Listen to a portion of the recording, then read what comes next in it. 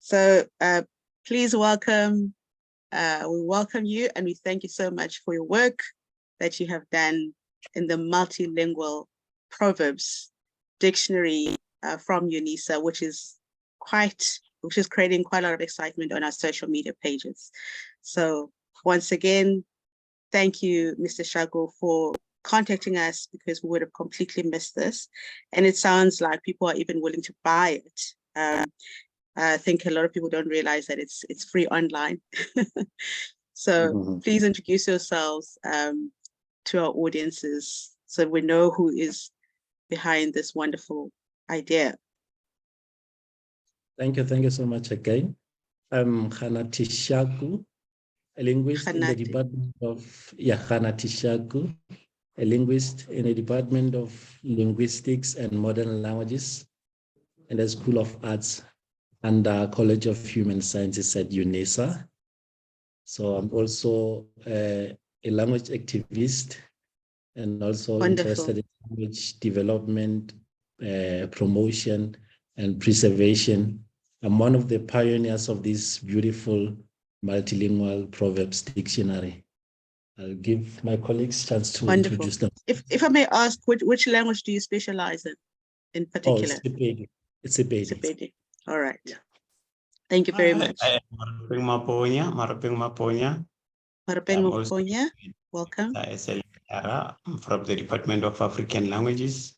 I'm doing Sesotho sa Leboa, or Sepedi, as some call it.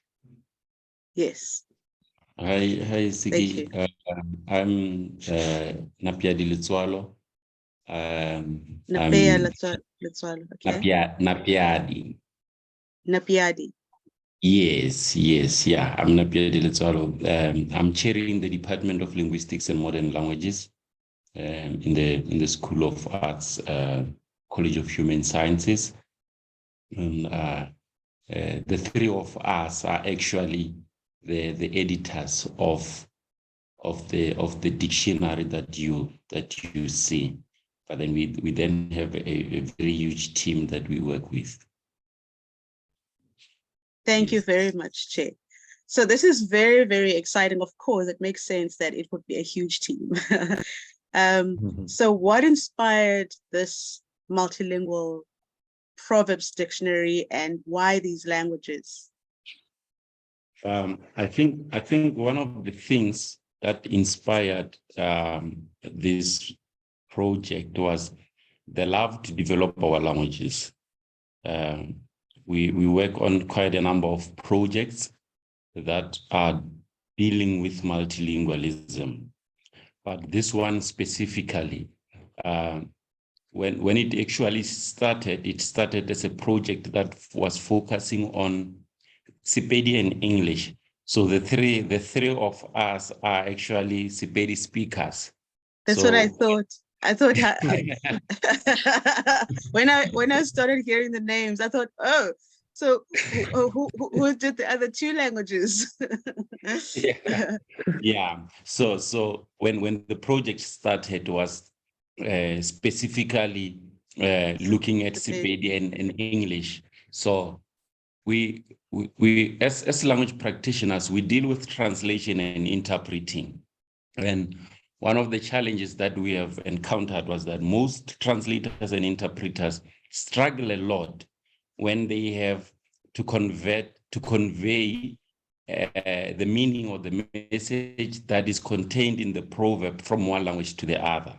So we thought, why do we not equip language practitioners with resources that assist them to make their job easy?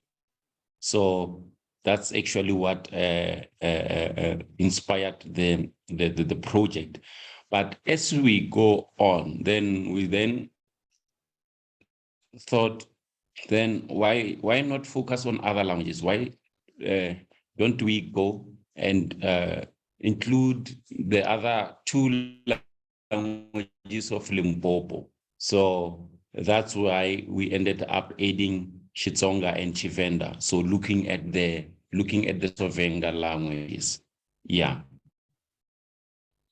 Well done. That was a brilliant choice, because often I think it's felt that, the Limpopo languages are ignored, and but it looks like this is the year of those languages, because we saw Xitsonga took South Africa by storm with the banknote translation there.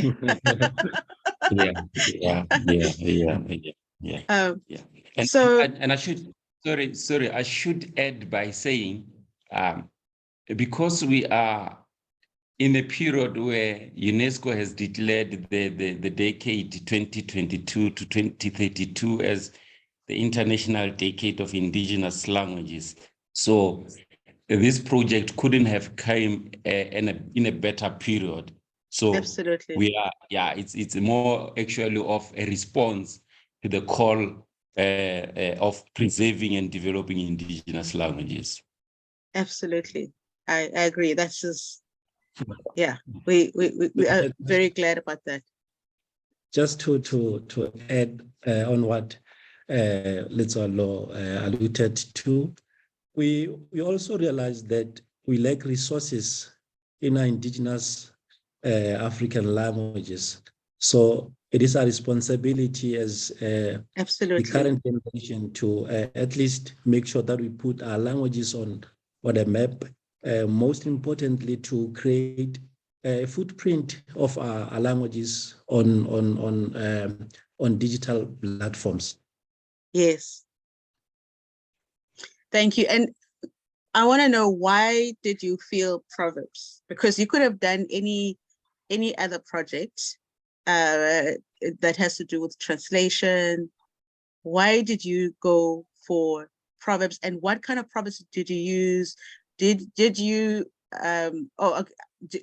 some Proverbs, were they specifically Xitsonga Proverbs that you translated into all the different languages? Like, what's the percentage that you used? Is there? I'm just interested in the methodology and your choices of why Proverbs. It starts there with why did you feel Proverbs are an important contribution to the indigenous language space and for translation? So Proverbs carry the culture and the heritage of a people. We are realizing a shift from the use of our indigenous languages as generations goes by. We are taking our children to private schools where they are no longer taught our indigenous languages. So there is a possibility of the death of our languages in the future. So, and as a language dies, it does not die alone. It dies together with the culture and the heritage. So, because Proverbs contain that heritage, because they contain a culture that has been passed from one generation to the other, what a better way to resuscitate the culture that our forefathers. Could you please pause? Sorry, I'm sorry, I lost something. I think my thing got jittery. Can I just turn off my video just to see if the sound will improve? Okay. But you can do the same on the Saturday. Yes, I was saying that what a better way to preserve our culture and our heritage through the use of Proverbs. So that's why we went for Proverbs specifically, because of the richness that they contain, not only the language, but how our forefathers used to do things in the past, and how knowledge was contained in the daily things that we do. Because when you look at Proverbs, you can see how our forefathers related to nature, related to trees and the animals and the rivers and stuff. So that's what sparked the love in focusing on Proverbs. And also when we focus on language development, as Letsoalo said, the richness of the Proverbs is one of the aspects or components which made us to focus on Proverbs. Proverbs have a unique vocabulary, and some of those words which are contained in the Proverbs are old words which are no longer used in our age, but they are the words of our languages. So we thought if we bring back the vocabulary of Proverbs, expand them so that people may be able to also enrich their language development. Yes, yes, absolutely. I agree with it, because with Proverbs, you really understand the way of thinking that formed that formed the language and what was important in the language. And is there anything that you found interesting that was prominent as you looked at the various languages? Let's say Sepedi, what was the one thing that you felt was really important, or learned was really important in Sepedi, culturally or historically, as you kind of looked at the general theme of the Proverbs versus the others, and what were the similarities? For example, I'll say that, you know, in Xhosa, you'll find a very important, you know, that cattle are quite a theme, you know, in language and in conveying certain messages that you kind of see as kind of like, you know, that the culture revolved around that. Is there anything that you found that stood out, that you learned that you didn't know in the translation of the languages? Well, maybe just to put things into perspective. So the Proverbs are not just a translation. So we were not just translating Proverbs from one language to the other. We actually found equivalents among the languages. So of course there are translations that we did so that it can feed into research, scholars who are interested in translation. But the important aspect of the entire project is that we actually found equivalents in these languages.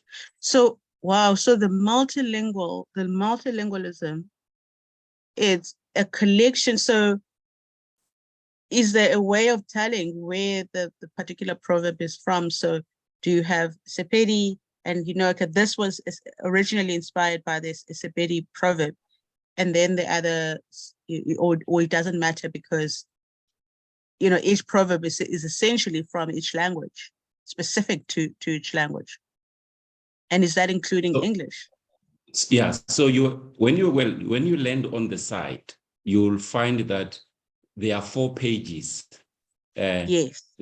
Those pages are dedicated to each language. So you go to Xitsonga, for example, and you find a proverb that says, and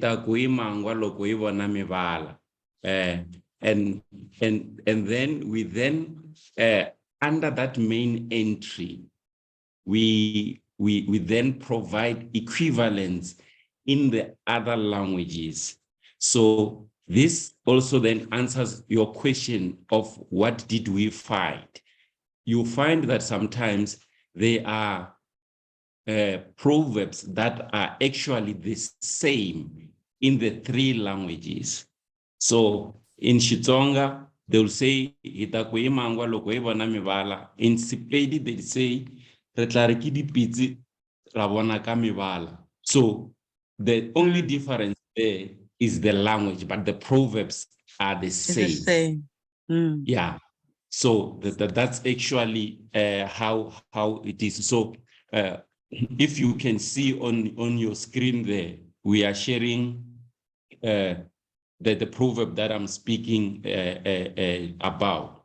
So Yes. the English one says, action speaks louder than words. So that is not a literal translation of the proverb. Of the proverb. So that is a saying in English that has the same meaning with the proverb of Xitsonga. And the same goes for Tshivenda. So actually, Sepedi, Tshivenda, and Xitsonga, the proverb is actually one, but it's just relate differently in each language. So the literal translation of that is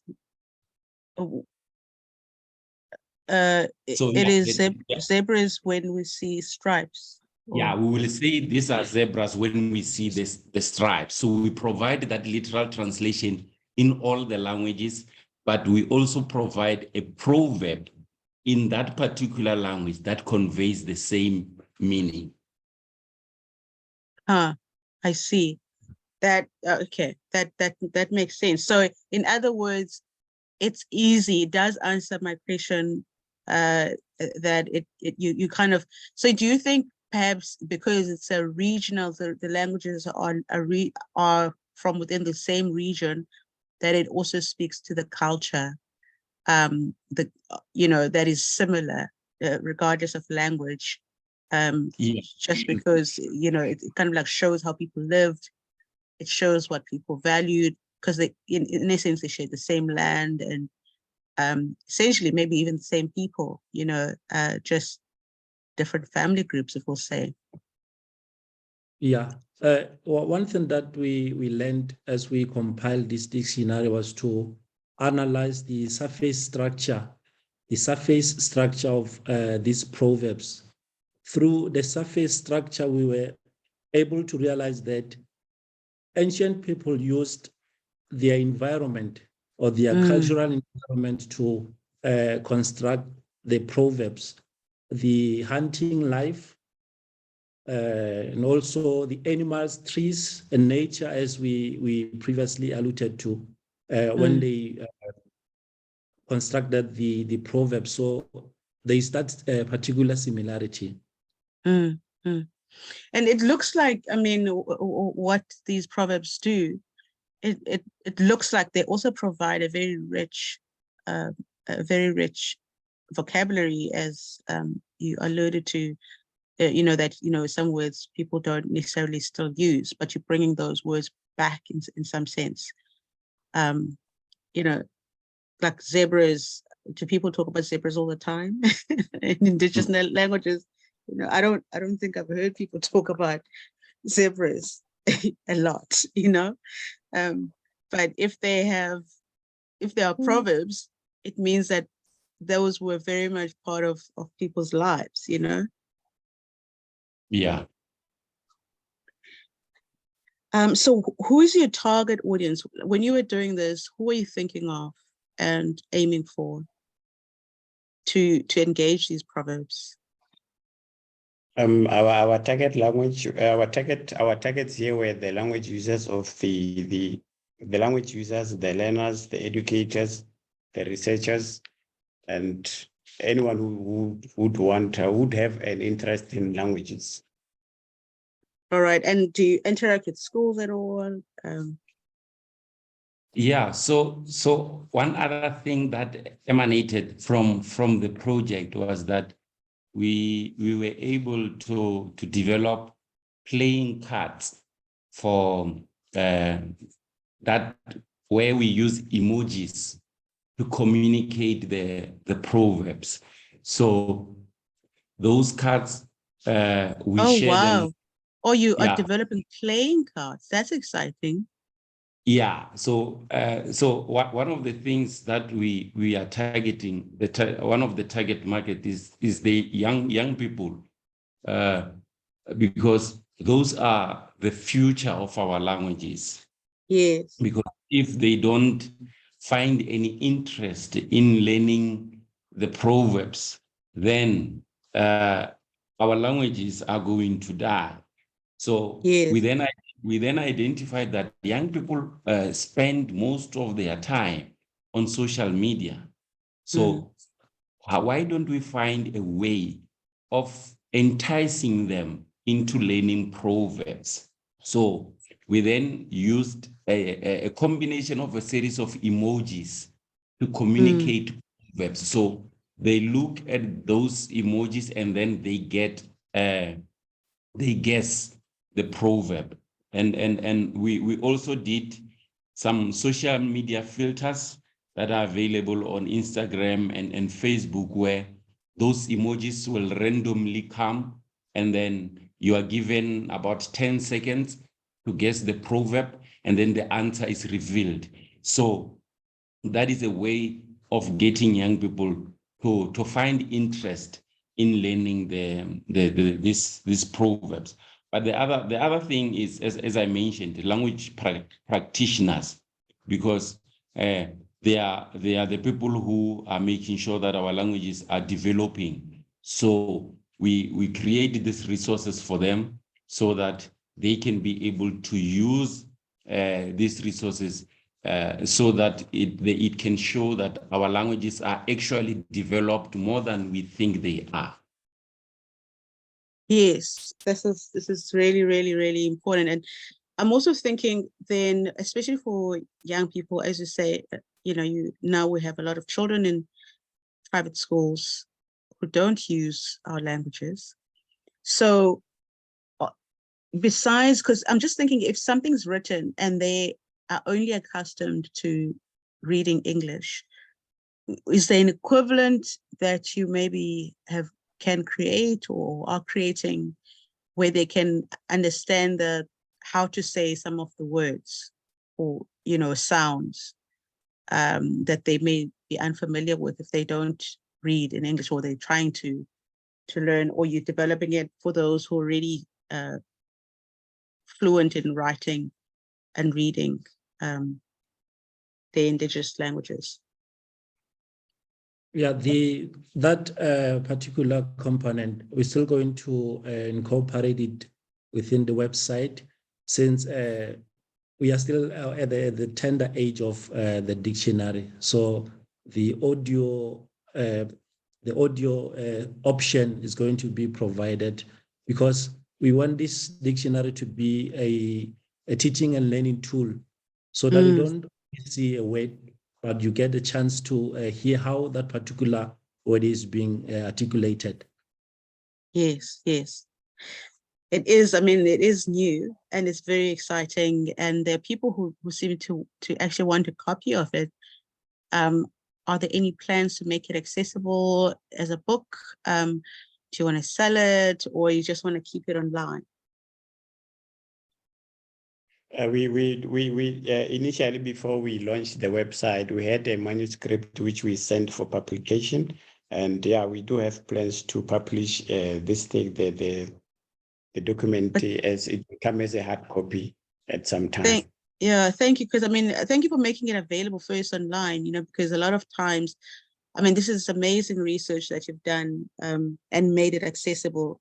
It's really important what you've done, that you've made it accessible first online for anyone to use it, because often what happens is that there are great resources but they're not available freely, that could really be useful to advance indigenous languages. So this is really, I'm just so thankful that you've made it accessible. So what methods did you use to collect? As you say, there's a huge group. How many people worked on it? Did you visit? Did they go and visit villages, interview grandmothers? What do they do? How did you do this research to unearth these proverbs? We used many different methods to gather the data. We used interviews whereby we interviewed the elders. Yes, they were involved. We used a desktop methodology. We used the focus group, and then we used, there are a lot of methods which we used here. Document analysis, there is a lot. And how long did it take? So just to add on that, we actually went to, like, when we started, there are sources that already exist from from different languages. So before we went to speak with people who are the speakers of the languages, we first tried to identify popular proverbs in the sources that already exist, because at the moment, each language contains about 200 proverbs. So the site that we have has 800 proverbs, because that will be 200 times 4. So, so we started by looking at those sources. Then that's when then the interviews came in, because we would have gathered something that we will be able to generate questions that will assist us in getting more details about this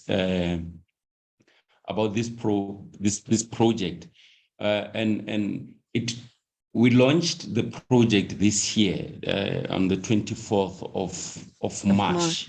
Yes. But then the project started in 2019. Wow. So yeah, so that was when we started the project, and then it took more effect when we were in hard lockdown. So that's where, because during that time we had more time on our hands, then we were able to do quite an extensive research, to conduct interviews through telephones and stuff like that. So so lockdown helped you. Yeah, it actually did. I don't think, had it not been for lockdown, we would have launched this year.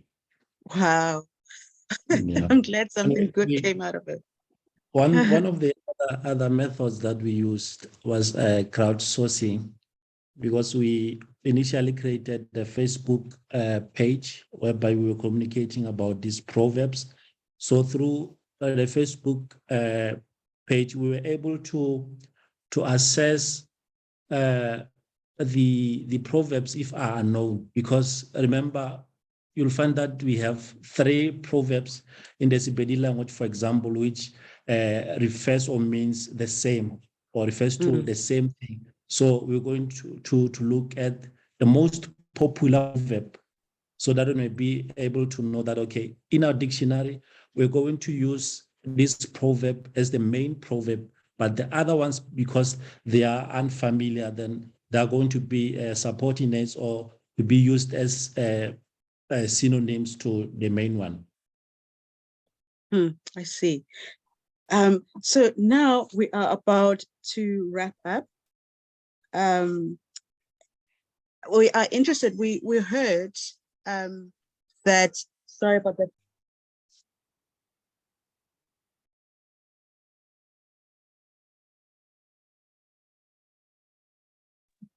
Sorry about that. My door opened. The wind here.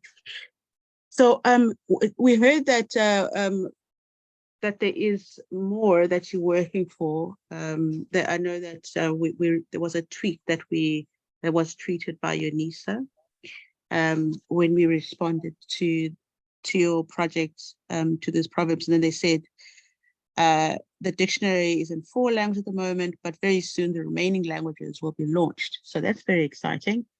You're allowed to tell us what's next.